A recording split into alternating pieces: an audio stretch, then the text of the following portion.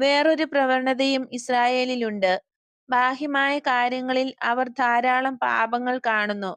എന്നാൽ അവ യഥാർത്ഥത്തിൽ എവിടെയായിരിക്കുന്നോ അവിടെ, അതായത് ആന്തരിക കാര്യങ്ങളിൽ കണ്ടുപിടിക്കാൻ അവർ ആഗ്രഹിക്കുന്നില്ല.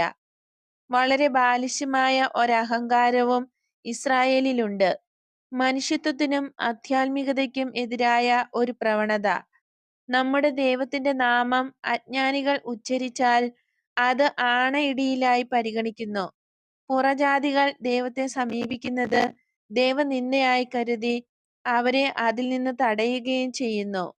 ഇതുവരെയും സ്ഥിതിഗതികൾ ഇങ്ങനെയായിരുന്നു. എന്നാൽ ഇപ്പോൾ തുടങ്ങി അങ്ങനെയല്ല. എല്ലാ മനുഷ്യരെയും സൃഷ്ടിച്ച ദൈവം തന്നെയാണ് ഇസ്രായേലിന്റെ ദൈവം. തങ്ങളുടെ സ്രഷ്ടാവിന്റെ ആകർഷണം അനുഭവിക്കുന്നതിൽ നിന്ന് സൃഷ്ടികളെ എന്തിനു തടയുന്നു? അജ്ഞാ